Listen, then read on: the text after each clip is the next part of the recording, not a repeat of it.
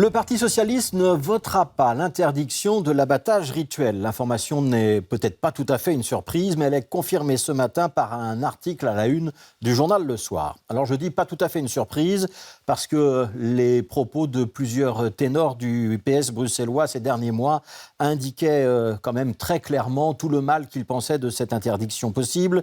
Ridouane Chahid, chef de groupe au Parlement régional, Ahmed Laouej, président de la Fédération bruxelloise du PS, s'était notamment exprimé sans ambiguïté sur cette question.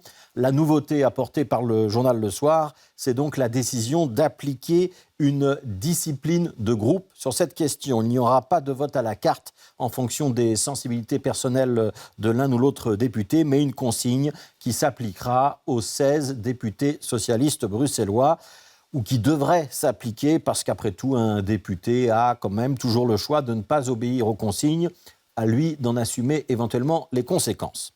Alors cette précision d'un vote groupé apporté par Le Soir ne change pas grand-chose à la complexité du dossier.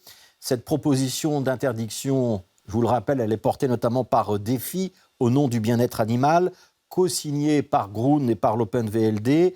On sait qu'elle aura aussi le soutien des députés réformateurs, à une ou deux exceptions près, que le PTB votera contre, comme le PS, et que les engagés réservent pour l'instant leur réponse, tandis que Écolo devrait se diviser ou se couper en deux. Si on fait les comptes, ça devrait être une courte majorité en faveur de l'interdiction de l'abattage sans étourdissement, mais ça reste un vote incertain où il faudra tenir compte des absents et des abstentions.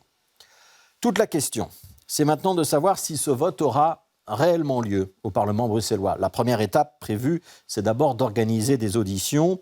En décidant d'annoncer cette consigne de vote, le Parti socialiste bruxellois envoie donc un message à ses partenaires de majorité. Il ne considère pas ce dossier comme un détail insignifiant. Au contraire, il en fera probablement un argument de campagne. Et dans un exécutif bruxellois qui ne manque pas de tension, ce n'est pas anodin. Quand on s'est déjà plus que chamaillé autour de la taxe auto-intelligente, du dossier Uber, du Covid Safety Ticket, du prix du stationnement, de l'indexation des loyers, et je ne vous parle pas du champ d'écailles ou de la friche Josaphat, on peut continuer à gouverner de crise en crise jusqu'au moment où c'est la crise de trop. Alors dans les prochains jours, vous aurez probablement d'un côté des élus qui accuseront le camp d'en face de faire du communautarisme et d'aller draguer l'électorat religieux, et de l'autre, des partis qui crieront à l'instrumentalisation ou au racisme larvé.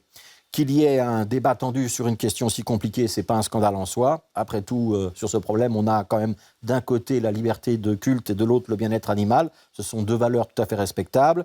Et même au sein de certains partis politiques, tout le monde n'est pas forcément aligné. La difficulté, c'est qu'en n'ayant pas traité cette question dans l'accord de gouvernement, la majorité bruxelloise laisse le problème ou a laissé le problème pourrir. Alors, de ce paysage délétère, il y a un petit détail qui vous aura peut-être échappé. C'est la plainte introduite il y a tout juste 10 jours par 9 Belges de confession juive devant la Cour européenne des droits de l'homme. Ils estiment que l'interdiction de l'abattage sans étourdissement, décidée par les régions wallonnes et flamandes, porte atteinte à leur liberté de religion.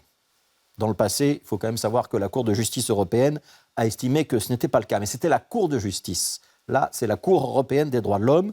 Comme ce n'est pas la même juridiction, ne peut donc pas jurer à l'avance qu'elle aboutira à la même conclusion. Si cette Cour décidait d'introduire ce dossier, ça lui prendrait 2 à 3 ans avant de statuer. Ce serait un bon prétexte pour renvoyer le débat à la prochaine législature, mais ce ne serait qu'un prétexte. Et sur le fond, ça ne résoudrait absolument rien.